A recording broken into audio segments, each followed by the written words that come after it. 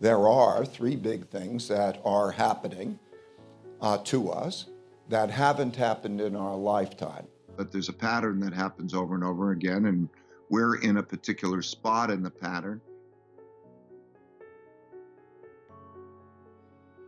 So when we look at what the Fed has done, the Fed and the government together gave an enormous amount of debt and credit and created a lurch forward, a giant lurch forward, and created a bubble, okay? And now they're putting on the brakes. Okay, so now we're going to create a giant lurch backward, I think, because it's simple. Doing this for something like a little over 50 years, what I found is that many times in my life, things that surprised me were because they never happened in my lifetime before, but they happened many times in history. So, for example, then studying these earlier times, if they happen mechanistically, I need to know how they work. So I studied the Great Depression. That's why we anticipated the 2008 financial crisis, because the same things happen over and over again, but sometimes not in our lifetimes. I like to measure things so I can see them in numbers and charts and so on. And those three big things are, first, the amount of debt and money creation, how much debt we have, the rate at which we are creating it, and then where we're getting that money from, the Federal Reserve and other central banks printing it. So that has never happened to this degree except for the 1930 to 45 period, which I studied before. Populism of the left and the right, irreconcilable differences, with the largest wealth gaps that have existed. So the greatest political gaps, the greatest amount of populism, largest wealth gaps since you have to go back to the 1930 to 45 period, and actually it's larger than that, and you have to go back to 1900 to see that. And we were in the American world order. 1945, the United States became the leading world power, accounted for half world GDP. We had 80% of the world's money, because gold was money then, and we had a military monopoly. And so the reason that we were the world's power, and the last time that happened was the 1930 to 45 period, and I need to study that. And so I studied that pattern, and these are the big things in our lives right now, but we are not acquainted with it. And so I needed to study the rise and declines of currencies, the rise and declines of empires. And because these cycles go on over a long period of time, I needed to see enough of those cases, so I had to go back, let's say, the 500 years. So I studied all of those. Now, I'm not an academic, I'm a practitioner. So it's not like I'm writing history books. It's for the purpose of making decisions today. So what I learned there has been important in our positioning in the markets right now. So it's just that practical. But those are the three big things. I also saw in history that there were two other things that were very important. One was acts of nature actually toppled more civilizations, killed more people than the others that I just mentioned. And they are droughts, floods, and pandemics. But like a pandemic, that's another one that comes along once in a lifetime and we don't see it. And then, of course, the most important force over a long period of time is man's adaptability and inventiveness. There are 18 measures of health, and you can see them in the book. And they're measures of things like, what is your percentage of world GDP? What is your percentage of exports? How your reserve currency? But also, what is your education level of education? What is your competitiveness? 18 measures of that. And we are in decline. We're declining on a relative basis, but even also some measures in an absolute basis. It's all a matter of basics. Do you earn more than you spend? Okay, do you have a good income statement? And do you have a good balance sheet? Do you have one or two parents who care for you and give you the guidance and the values? Can I go to a good public school and have food and health care and come out with an environment of equal opportunity? That's all you need. That's all you need. Because if you do those things, you will have a civil population that will be productive, and that you will be financially capable, strong, and so you're going to do things better and better, and you'll be strong. So it comes down to those fundamentals. When I look at one country or another and I'm thinking, where do I want to invest? It's like I'm looking at those things. Do they have a problem with internal conflict, or is it orderly? Just those basics. Now, the question is, can we do those basics? Okay? So the way the system works is, if you give a lot of money and credit and you make it cheap enough, they will spend it. Okay, but when you create debt, it's stimulative over the short run and depressing over the long run. Because when you have to pay it back, then you have to earn more than you spend to pay it back. So what do you do with that debt? Okay, if you make it tough to pay it back, then what happens is you have an economic downturn. If you make it easy, you print the money. And that's the cycle. Inflation is to get people to spend less. And that is what an economic downturn. So the cycle goes like that. And then when you get to the point where, let's say, the economic pain is greater than the inflation pain, then you see them do the opposite. So we're going through that particular cycle. So it's, I think, a delusion to believe that, okay, what they're going to do is deal with inflation and it'll all go away because they'll deal with inflation by doing that without realizing what that means in terms of that, what that means of buying power. Think about the supply demand of bonds, just to give you, we have to sell debt. Well, the government is going to borrow, central government's going to borrow about 5% of GDP, so they have to sell bonds in that amount. The Federal Reserve is going to sell, or have run off the balance sheet, about 5% of GDP. That's 10% of GDP. Okay, who's going to buy the bonds? Who's going to buy that? Now they don't want to buy the bonds. We've had, pension funds, others, they don't want to buy that bonds. Foreigners don't want to buy the bonds. So then the way that works is interest rates have got to go up to a level that constricts private credit demand. And when that happens, then there's less spending. That's the mechanics. So there's that trade-off. And I think we're going to be in an environment in which they're trying to navigate these two difficult. You don't want too much inflation, and you don't want too weak an economy. And so they're trying to navigate that, which will be probably something like the 70s. And that's all happening in the context of the political conflict, which is very important, and the international conflict, because the international conflict has bearing on things like inflation, supply lines, and all of that. Do you understand what that means? That's great. They mean what they say. What they've done is they've produced this giant lurch forward.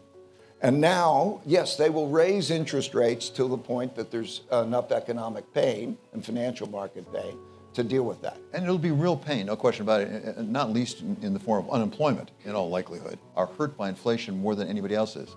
The key, of course, is to try to get the balance as best as we can. I call it a beautiful deleveraging. You need a beautiful deleveraging. How do, in history, debts decline relative to incomes? So you could go back and see the mechanics of that. And the way that happens is a mix of some amount of restructuring debts, and that is a deflationary force, because one man's debts are another man's assets. And so some amount of restructuring is a deflationary force. You take buying power away from others. And then some form of debt monetization, and to get the stimulation, and they tried to get the middle ground. Because of the size of the issues we're dealing with, it's not something that we're used to in terms of its magnitude, I think. So, and then if we take the internal conflict factor, I think we have to look at all three because they play a role. And so it's traditionally, those three things are the perfect storm, right? They all affect each other. So if you have a bad economic situation, as you said, it affects one group of people and it hurts them, then you have an internal political conflict, right? The left and the right, the rich and the poor, and so on. And then that affects things, and vice versa. And then, of course, the external conflict, the cost of the external conflict. Like, for example, it's estimated that so far the cost of to the Ukraine war, to NATO, is something like $8 trillion. If you look at to rebuild, are we going to rebuild? Are they going to rebuild? They ask the NATO countries like they ask the European countries. Are you going to put in? Well, they're broke. I mean, they're going to put in. Then if you look at the cost of climate change, climate change is approximately $10 trillion a year. If you look at the cost of building infrastructure, if you look at the cost of all of those costs and you add up those costs, it's not like we're going to stop the spending. So you have to achieve that financial balance in some kind of a way. It's the same for every individual, same for every company. If you understand this, look at your income, expenses, and your savings, and then do a stress test so that you get yourself secure. The same things happen over and over again through time for basically the same reasons. A lot of these things happen once in a lifetime, you know, and if you don't go back and see how they worked over time, then you're in trouble. So to understand it, not just because it happened before, but to understand mechanistically how it happens, and then one has a sense of how to deal with it. The injection of a lot of debt and money, it's a hype. In other words, you can hype it up. Think of it as, you know, you've got somebody who's weak and whatever it is, and you give them the shot, and then that the shot of buying power. And if the amount of spending increases by more than the amount of production, then prices by definition go up. And so there was a massive amount of giving away checks and money. And people seem surprised that they get inflation. Well, they're going to spend that, not going to increase very much in terms of the production. And so what is going to happen? The prices are going to go up when people spend more, okay? And you put on top of that the issue of where we are geopolitically. We're changed the world in how resources are allocated. It used to be primarily that they were allocated on economic and profit basis. In other words, if it was more, if some place was cheaper to produce something, then capital would go there, motivated by a profit, and it would produce it and raise living standards in those places. But it would move that profit, that production, from places that would have a hollowing out, like the United States and so on, in some types of jobs. And we're now in an environment in which resources are allocated by political and ideological concerns or issues. In other words, we're not going to produce it wherever it's cheapest. And also because of worries that we might be in war, or that you could be in a war, every country wants self-sufficiency. And every country's worried, or every company is also worried, that they might be in a place where they are affected by politics. So I think it's important for you and everybody to understand that you shouldn't look at the value of the dollar in relationship to other currencies as much. I mean, they're all bad currencies. So we can get into why Europe is a bad currency and why the yen is a bad currency. They're all bad currencies. And they are all depreciating in buying power, just like the 30s, just like the 70s. They all depreciate in relationship to what they can buy. The euro, are you kidding me? I mean, we can go on about Europe's situation. Wow, oh my God. And then, okay, what are they doing in the end? They're just printing the money, whatever it is. And so the question is, what is a storehold of wealth? You know, money is a medium of exchange or a storehold of wealth. And it's not a good storehold of wealth when the interest rate you're receiving is much less than the inflation rate. So that's what you're seeing happen.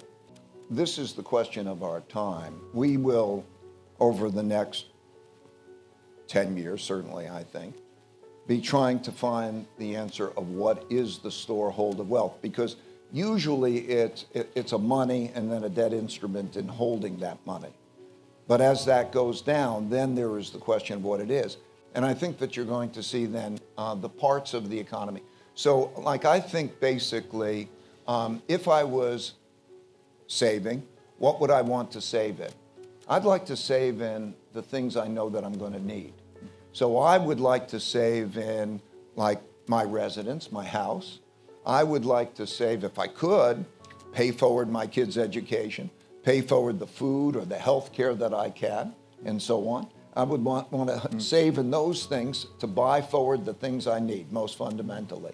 I think if we start to think that way, not only in terms of the investment, it's all return in relation to risk. Everybody looks at how much return you make, but it only takes one time to knock you out. You know, Bridgewater's been doing this 47 years, and we survived. You have to survive first. It only takes one time to knock you out of the game. And so you should never lose more than X amount of money that you can't recover, because you lose 50%, it takes 100% to get back.